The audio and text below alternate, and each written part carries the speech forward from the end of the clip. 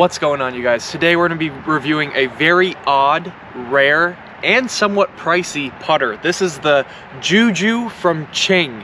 Ching was a disc company, and I guess INNOVA helped make the discs. It doesn't say INNOVA on the back at all, which I'm kind of surprised, because if you look at like old Millennium discs, they do say INNOVA on the back, but this one just says made in China.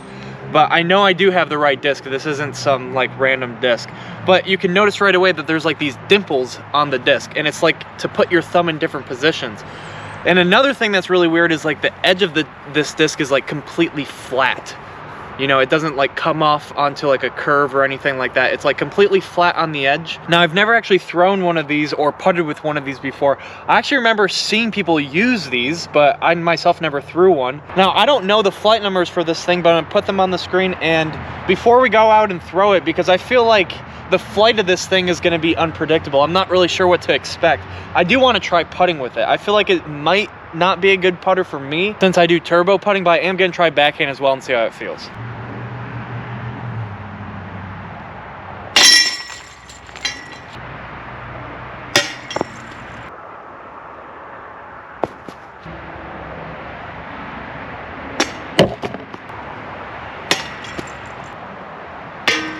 So far, putting turbo, this thing is not really working for me. I notice almost every single time I throw it, I don't know if it's understable or not, but it's like coming off to the left when I'm just trying to throw it straight.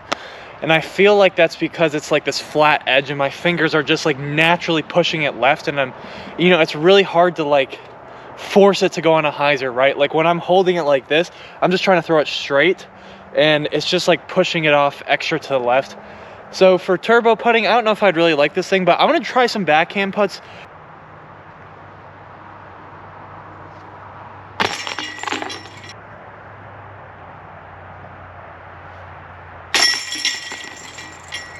So for putting, I didn't really notice if I really needed the dimples. I guess it kind of felt kind of natural putting like this.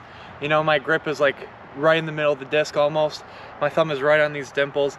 I think maybe it helped a little bit, honestly. It kind of felt nice, but I'm more curious about how this thing actually throws. So let's go ahead and throw it. All right, guys, we're gonna start by throwing this thing sidearm. Honestly, I feel like it's a backhand only disc, but the dimple kind of goes like down at the start, which is, you know, comfortable for a sidearm.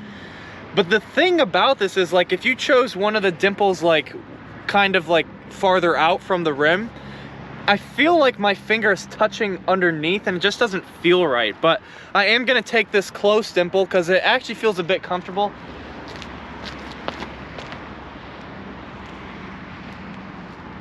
I'm gonna try without the dimple. So I'm gonna try way out here, and like really it's just the back of my finger that's touching this thing, but this feels kind of more like a normal disc. So let's see what happens.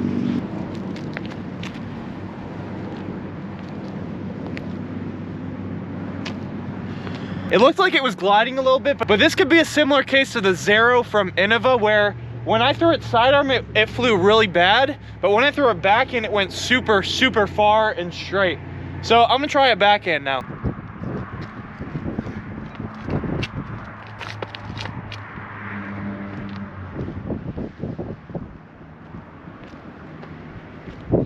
All right, guys, we're about halfway to the disc right now, and I just wanted to give you my thoughts on it and what I think about the disc. So I feel like there's not very many discs out there that I've thrown that fly completely different sidearm and backhand. Now, this disc was turning, but it was definitely like gliding and going straight when I threw it backhand compared to when I threw it sidearm, and it pretty much went into a roller right away.